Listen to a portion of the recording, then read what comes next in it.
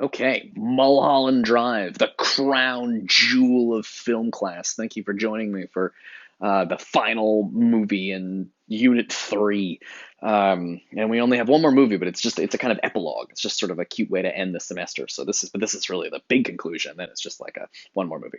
Um, for usually with the David Lynch movies, I mentioned why I did the unit the way I did. I hope with Mulholland Drive, it's much easier to see why I gave you guys Sunset Boulevard and Persona and Gilda. Obviously, Rita, the character played by Laura Herring, plays Rita, and Naomi Watts plays Betty. I will be referring to them as Naomi Watts and Laura Herring. So make sure Laura Herring is the dark-haired girl and Naomi Watts is the blonde. Obviously you've seen the movie, so you know why I'm saying it like that. So but if you haven't seen the movie, make sure you watch the movie before you watch this. But the why did I have you watch these movies? Well, Laura Herring's character Rita takes her name from because she sees a poster of Rita Hayworth's Gilda. And so I wanted you guys to see that movie and to kind of think about the links and connections between Gilda and Mulholland Drive. Sunset Boulevard, obviously, because again, similarly, it's a movie about because both Mulholland Drive and Sunset Boulevard, both named after streets on Los Angeles. Both, by the way, the title of the film, you see a shot of the sign as a repeated kind of visual thing. And they're both about the way Hollywood sort of chews up and spits out actresses. And illusions, the way people get captivated by illusions. And things that are not quite real. And then I also had you watch Persona because you can see some of the idea, the way the women become sort of blended together and start to crisscross into each other. Um, uh, and also some of the imagery, right? Well, we'll get to it, but there's a shot in Mulholland Drive where one character is like this on the bed, and the other character is looking up like this, and it combines their faces are almost combined into one kind of surreal thing. Um, so they're almost being David Lynch is really drawing attention to these films with his movie. Marvel movies have Easter eggs where there'll be like a little character, and if you're a fan and you know what that character is, you're like, oh, that's actually Howard the Duck, and he was in this other thing, and he's this other character, and it like expands the movie because you know a bigger story. What these references in David Lynch movies do is they don't expand the story of the movie. It's not like you see a character and you realize there's a whole other story going on over there, but they expand the ideas of the movie. When just like a Marvel movie will have a minor character, and if you know who that is, you know there's a bigger story. These movies will reference Sunset Boulevard or Gilda. A Mulholland Drive will reference Sunset Boulevard. It will reference Gilda. It will reference Persona. And if you know these movies, it opens up a world not of stories, but of ideas. They're like little doors in the movie that open up to whole other rooms of ideas if you've seen those movies, if you're in the know, and you guys are in the know. All right, so let's get started with Mulholland Drive. One of my favorite things about Mulholland Drive is that usually a movie you want to establish with the opening shot what the movie is, or at least very quickly, we should get a sense of what the genre is. Mulholland Drive, though, and you may find this really frustrating. A lot of my students do find it frustrating. It takes forever to even grasp what the hell kind of movie it is, because it starts out with a whole series of scenes which seem to be from different movies. They're like very different genres almost. So the first genre, the first impression of the movie is people think it's going to be a musical. It's people dancing to old-fashioned music, and they're having fun, and it's upbeat and enjoyable. But if you look closely at those people, there's some weird things going on. For starters, it looks like a big party with lots of people, but it's actually only like three couples.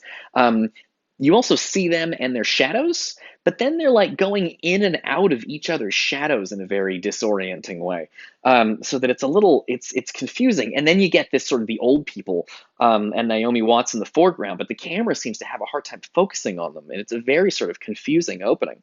And then you get the pillow, and we zoom into the pillow, and then you get the title, which, like Sunset Boulevard, is in the form of a sign.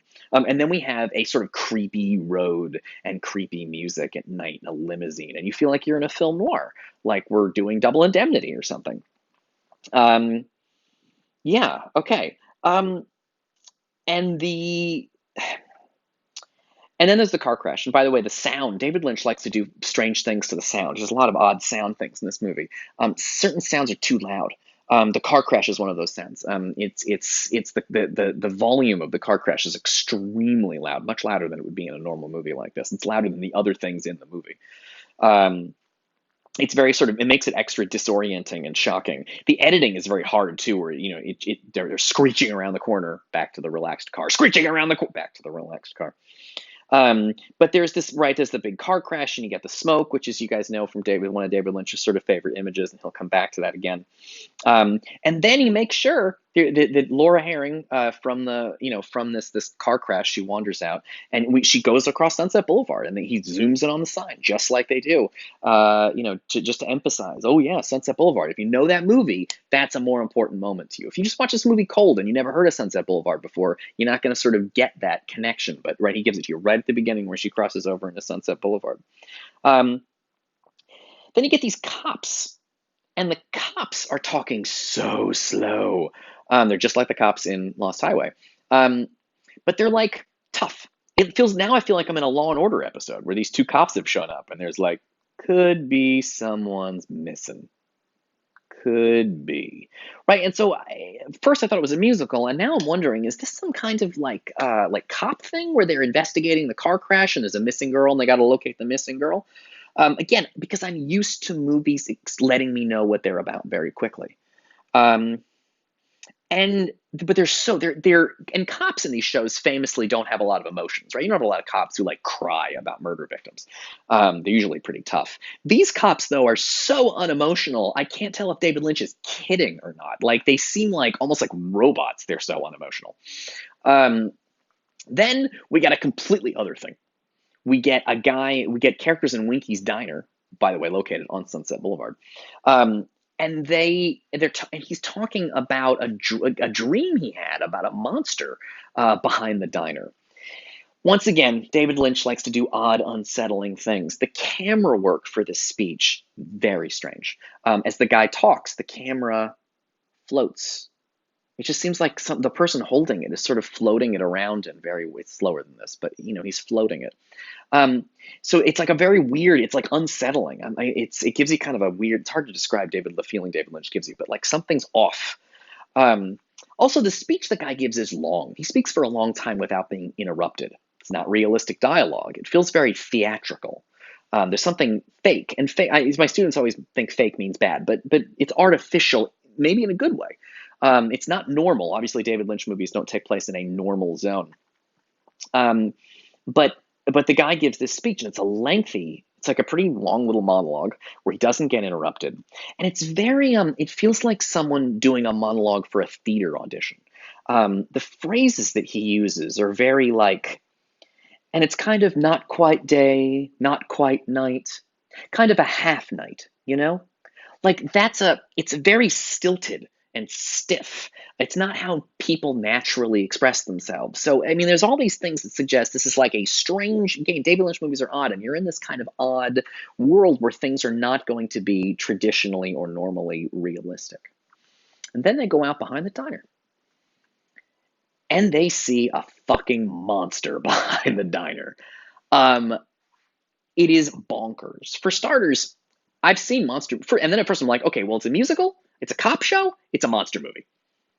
Um, and the monster thing violates everything we know about how these kinds of things are supposed to work. Normally, when there's a monster in the movie and a character talks about the monster at the beginning, they don't show you the monster at the beginning. They wait till the end of the movie to show you, like in Alien.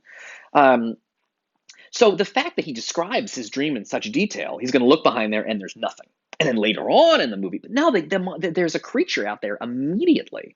Um, Also, if you're going to show me this scary creature, you're not going to do it at the beginning of the movie. He does it at the beginning of the movie. You're not going to do it in broad daylight. He does it in broad daylight.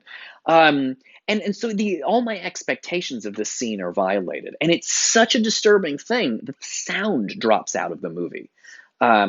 Just like in Persona, the film catches fire, or in I give an example, or the camera has trouble focusing on something. So like this is a very disturbing, disorienting kind of moment. And the guy's like wheeled out on a skateboard or something. You don't see the board, but he seems like he's rolled out and then he rolls right back into the wall. It's very artificial. It's very strange. It's very disorienting. And I've been watching the movie for some minutes, and I'm so confused. I don't understand what kind of movie I'm in.